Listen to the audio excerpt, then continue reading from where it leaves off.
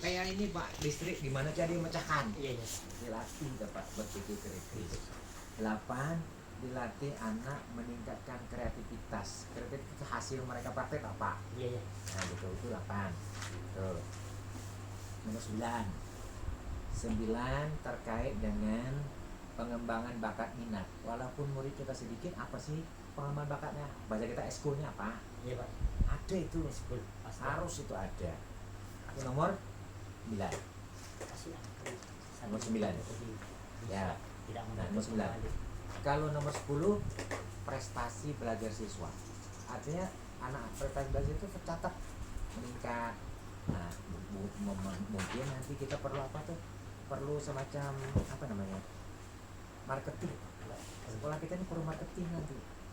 Perlu marketing itu kan apa sih Pak? Promo. Selalu itu nomor 10, peningkatan prestasi belajar. Kemudian nomor 11, terkait dengan nomor 11 ini adalah berkaitan dengan ini. Orang tua siswa ini nyekolah anak di sini merasa puas. Gimana caranya? Kepuasan pelanggan atau bahasa kita tuh kepuasan pelanggan perlu itu ditingkatkan. Iya, Pak. Itu 1 sampai dengan 11 adalah mutu lulusan. 1 sampai 11 itu mutu lulusan. Bu, Ibu nulisnya 1 sampai 11 dah belum? Sudah berapa? Mutu lulusan itu. Nah, berikutnya yang kedua. 1 ya mutu lulusan. Catat, Bu. Direkam juga ada Bapak. Karena itu ya. Dan yang kedua itu masalah proses pembelajaran nomor 2. Ya, proses pembelajaran 12 sampai dengan 18. Ulangi, 12 sampai 18 itu proses pembelajaran. Nah, kalau proses pembelajaran itu bagaimana guru mengajar itu mengajarkan cara belajar berpikir kelas tinggi. Bapak tahu aja lah itu. Jadi kalau bahasa 2013 itu apa Bu? High order thinking skill atau HOTS. Nah, berpikir kelas tinggi gitu caranya. Mengajar anak terkait dengan pembelajaran aktif yang berpikir kelas tinggi itu nomor 12. Ya. Kalau nomor 13 itu Pak banyak sekolahan yang sudah paham. Penilaian itu harus penilaian proses. Jadi tahu ujung-ujung anak dapat nilai lulus. Jadi ada kan kalau nilai itu gimana Mbak rumusnya Bu Rina itu biasanya? PH plus apa tuh? PH plus UTS plus Ya. UAS per 4 kayak gitu. Jadi jangan sampai tahu-tahu sekali ulang pada nilainya. Jadi berproses nilainya. Ada nilai penilaian harian, ada UTS, ada UAS. Nah, dibagi 4. Iya. Jadi nilai itu jangan kayak anak dulu tahu-tahu ujian anak pintar ujian nasional sehari udah lulus dia, jangan kayak itu. Jadi diperoleh melalui proses. Jadi ulangi nomor 13 itu penilaian proses. Ingat itu diperbaiki. Nah, nomor 14 ini program remedia dan pengayaan itu harus mantap. Iya, Pak. Program remedia dan pengayaan itu nomor 14. Ya, itu ini saya memberikan masukan saja dulu yang penting. Kalau nomor 15 itu apa namanya? Bagaimana anak belajar itu pembelajaran yang menyenangkan. Jadi anak belajar di kelas itu senang gitu lah. Nah, gitu. Usahakan mengajar itu yang senang. Insya Allah lah kalau saya itu bisa dilakukan di sekolah kita kan paling muridnya tidak banyak bisa. Ya. Berikut nomor 17 ini suasana belajar yang aman. Aman artinya belajar itu tidak macam-macam lah, aman. Berikut sarpras yang ada itu dimanfaatkan baik-baik, yang dipajang. Nah, yang dipajang itu nomor berarti 17 terakhir 18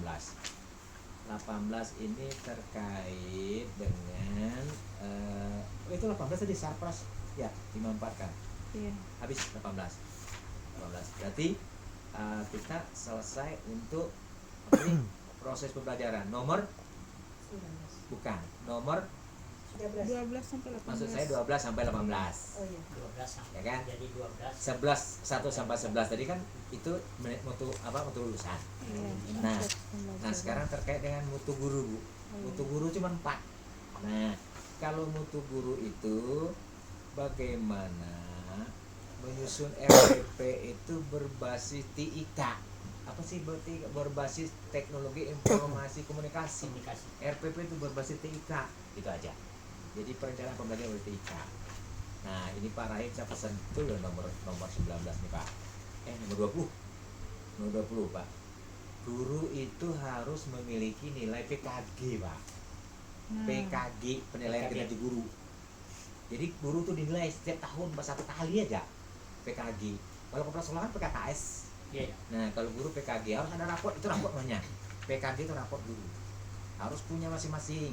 Di situ ketahuan guru tuh lebihnya guru di mana, kurangnya guru di mana. Beda PKG dengan supervisi, nah sama. Nah, ada sama itu. Jadi lakukan PKG. Kemudian yang nomor 21 Pak, guru wajib mengikuti PKB. Tahu ke PKB? Bukan PKB Partai Muhammadiyah hijau lain. Pengembangan keprofesian berkelanjutan. Ya, PKB. PKB itu ada 3, bisa pengembangan diri. Pengembangan diri itu kayak apa sih? Kayak MGP, Diklat, Bimtek itu. Yang kedua, guru melakukan publikasi ilmiah, menulis PTK. Di sini aku yakin banyak masalah tapi tidak ditulis. Guru melakukan karya inovatif. Karya inovatif itu kayak penemuan-penemuan lah. Misalkan listrik disambung tidak meledak ya. Iya. Itu. Terakhir nomor 21. 21 ya? 1 ya? 22. 1 22. 22 terakhir. 22 ini guru wajib mengembangkan model pembelajaran. Selebihnya tidak milik guru, milik Pak Rahim. Manajemen sekolah itu milik Pak Rahim.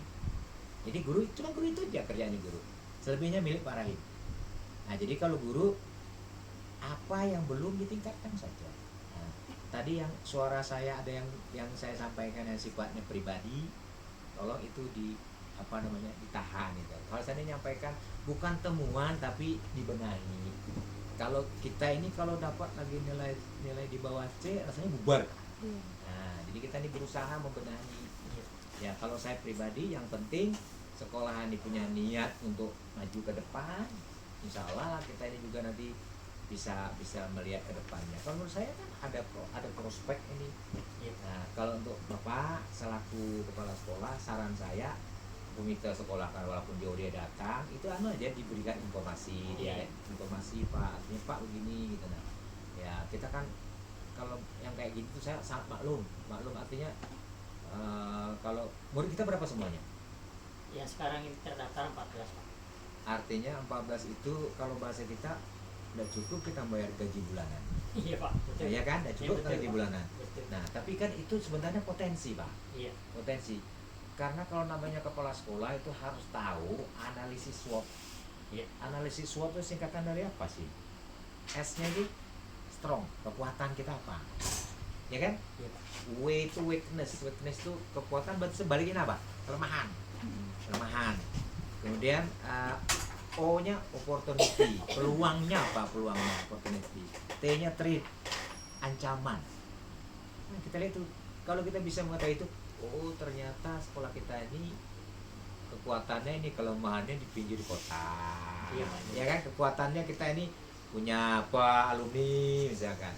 Peluangnya apa, ada peluang. Kemudian ancamannya apa, nah gitu.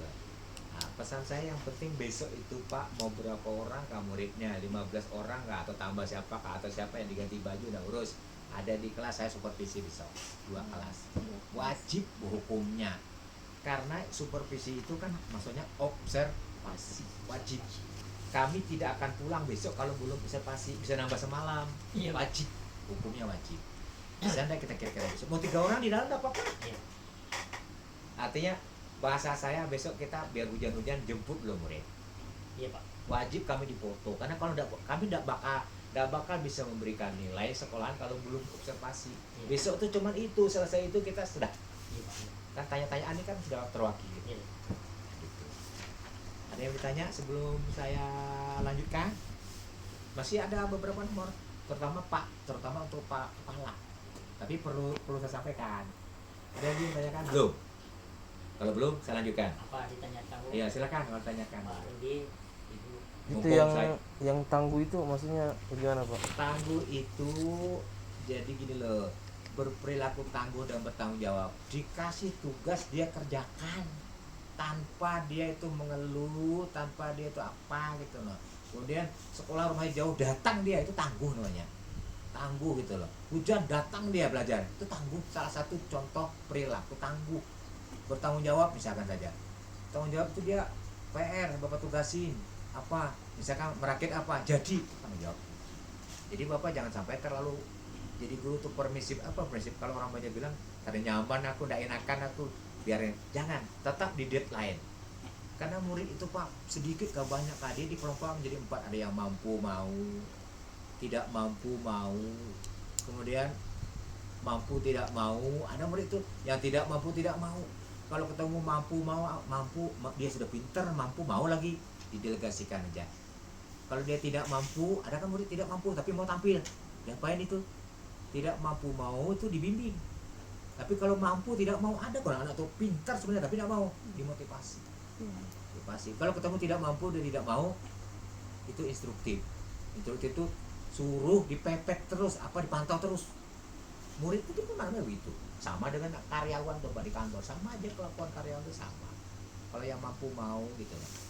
Karena bagaimanapun juga ya, sejatinya kalau saya mau ngomong, guru-guru swasta tuh di mana-mana terkesan cuek, bukan tugas saya itu. Nah kalau di sini masih ada yang mau kalau saya Iya lihat. Pak. Iya. Kan guru, apalagi guru yang apa sih kalau saya, guru Pak atau guru Senin Kamis, apa Senin Kamis, dia Senin ngajar, Kamis ngajar, selainnya tidak ada, pulang dia, atau dia apa dia alasan, enggak urusan saya itu. Nah kalau di sini kan masih ada yang peduli gitu, walaupun kita muridnya sedikit gitu, tidak ada masalah. Nah berikut nomor 23 nih ya. Pak Rahim 23 ini, Pak Rahim sampean itu kan sudah ada tulisan visi misi itu Iya nah. Pak. Jadi visi misi itu kalau bisa Pak jangan panjang, 2-3 kata aja cukup, itu panjang ya.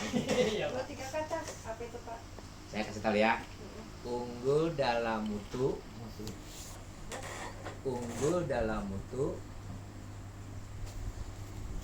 berakhlak mulia dan berwawasan lingkungan. Bukan panjang kan itu, enggak. Unggul dalam mutu, berakhlak mulia dan berwawasan lingkungan. Nah sekarang kalau setelahnya mutu itu apa aja? Ada akademiknya, Iya. ada non akademiknya kan. Non akademik itu apa? Macam-macam. Mutu itu kan akademik apa? Akademik nilainya kita bagus. Berakhlak mulia, anak kita nih punya pribadi baik. Kemudian berwawasan lingkungan, adiwiyata. Iya, iya. Berapa kata itu Bu? Dikit aja. Ada, karena setiap apa ya? Setiap kata di visi itu nanti dijabar lagi ke misi. Kalau visi itu artinya apa? Angan-angan kita sama sekolah ini. Kalau misi, cara mencapai angan-angan. Itu. Nah ini Pak Rahim nomor 24 nih Pak Rahim. Ini penyakitnya kepala sekolah, mungkin termasuk Pak Rahim. Kepala sekolah wajib melakukan supervisi. Nah itu 24, supervisi. Wajib melakukan supervisi. Kenapa supervisi itu? Untuk perbaikan pembelajaran. Tapi ketika PKG untuk membuatkan raport guru, beda Pak. Kalau supervisi itu memperbaiki proses pembelajaran gitu loh, harus diperbaiki. Supervisi itu kalau gini Pak Rahim, saya lihat kepala sekolah negeri itu kadang-kadang segini loh supervisinya banyaknya. Saya tanya, apa kesimpulannya? Nggak tahu Pak. Apa rekomendasinya? Nggak ngerti Pak. Untuk apa? Ini data namanya, bukan hasil supervisi. Supervisi itu dibuat programnya, ya kan? Disimpulkan hasilnya, buat rencana tindak lanjut. Misalkan nih, lemah dalam pembuatan RPP, mengikuti diklat penyusunan RPP. Lemah dalam buat alat peraga, mengikuti penyusunan membuat alat peraga. Itu namanya hasil dari supervisi. Harus ada rekomendasi. Kalau supervisi seabrak begini, itu namanya kertas kosong, nggak ada datanya. Supervisi. Kalau saya mengatakan ini bukan kelemahan, ini kelemahan makhluk manusia yang jadi kepala sekolah Pak Rai. Supervisi ini lemah di mana-mana itu. Ada supervisinya tapi tidak tahu lemahnya orang. Kalau orang ngajar tuh Pak Rai di 3 titik dilihat apa pendahuluannya kayak apa, Iya, Pak. intinya kayak apa, penutupnya kayak apa. Kalau itu baik sudah gitu. Kadang-kadang guru tahu teng, assalamualaikum, keluar dia. Nggak ngerti orang menutup tuh kan ada kesimpulannya, ada refleksinya, ada terakhir ada doanya, kemudian ada juga evaluasinya di situ. Tata cara menutup pelajaran itu. Kalau membuka kan di situ membuka pelajaran ada persepsinya, ada semacam motivasinya gitu. Jangan sampai buka halaman 15 kerjakan itu. Susah ngomong itu. Sering loh Pak, saya tuh kalau di sekolah guru-guru bisa olok itu. Saya bilang, anak-anak buka halaman dibukanya lah celananya atau kita guru juga yang salah karena cara coba kalau minggu lalu misalkan masuk, assalamualaikum, kalau muridnya tidak banyak hari ini siapa tidak masuk cukup, kita doakan. Kalau saya sakit ini kada masuk ke kelas lu namanya hadir 40 orang 40 kali ngomong salah kayak gitu.